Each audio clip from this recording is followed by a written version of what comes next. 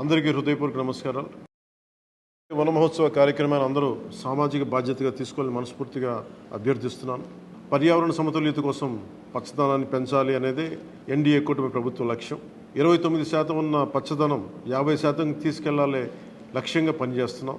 ఈ వన మహోత్సవ కార్యక్రమంలో మరొక ముఖ్య విషయం, వృక్షజాతుల ఎంపిక చాలా కీలకం. అవి స్వదేశీ వృక్షజాతులను ఎంపిక చేసుకోవటం చాలా అవసరం.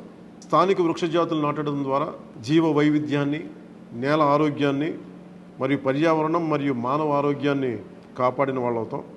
అందుకే దేశవాళీ చెట్లు పెంచడం చాలా అవసరం. మన దేశ భూ వాతావరణ జీవ వైవిధ్యాన్ని ముప్పు కలిగించే అన్య దేశ జాతుల్ని నాటడం మనందరం మానుకోవాలి.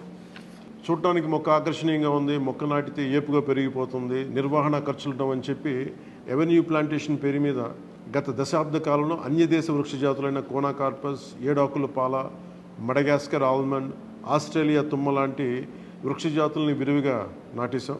వీటి మూలంగా పర్యావరణానికి ప్రయోజనం కంటే కూడా ఆరోగ్యం మీద, భూగర్భ జల సంపద మీద చాలా తీవ్ర ప్రభావం చూపుతూ ఉంది. అందరూ ఆ ప్రాంత జీవ వైవిధ్యాన్ని పెంపొందించే స్వదేశీ జాతులను మాత్రమే నాటాలి అనేది ఏ దేశపు వృక్ష శాస్త్రజ్ఞుల్ని అడిగినా చెప్పే మాట ఇది. కానీ ఆ వాస్తవాన్ని విస్మరించి విదేశీయ మొక్కల మోసుతో రాష్ట్రమంతటా కోనాకార్పస్తో నింపేశారు.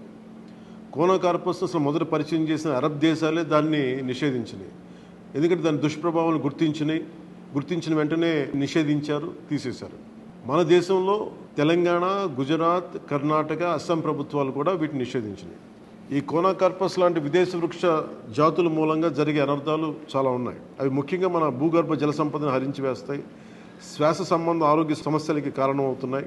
కోనాకార్పస్ ఎలాంటి వృక్ష జాతి అంటే పశువులు తినవు, పక్షులు గూడు పెట్టవు, కనీసం పక్షులు కూడా వాలవు. చెట్టుని చేమని ఆధారంగా చేసుకుని బతికే క్రిమికీటకాలు కూడా ఈ చెట్లు జోలికి రావు.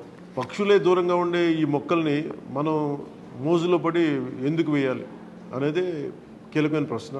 అందుకే ప్రతి సంవత్సరం జూన్, జూలైతో మొదలై నవంబర్లోని కార్తీక సమారాధన వరకు కొనసాగే ఈ వన మహోత్సవ కార్యక్రమంలో మన స్వదేశీ జాతులైన జీవ ఇంధనంగా ఉపయోగపడే కానుగ, వేప, చింత, ఉసిరి, శ్రీగంధం, ఎర్రచందనం, రావి, మర్రి, రేల, దిరిసెన, సీత, అశోక, మారేడు, నేరేడు, దేవకాంచనం, తెల్లమద్ది, మామిడి, కదంబం, జమ్మి, వెలగ, సీతాఫలం ఇలాంటి ఇంకా ఎన్నో మన జాతుల మొక్కల్ని నాటాలని అందరినీ అభ్యర్థిస్తున్నాం, కోరుకుంటున్నాం.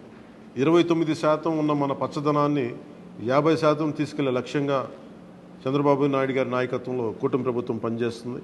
అందరం కలిసి పచ్చదనాన్ని పెంచుకుందాం, పర్యావరణాన్ని కాపాడుకుందామని తెలియజేసుకుంటూ జై హింద్.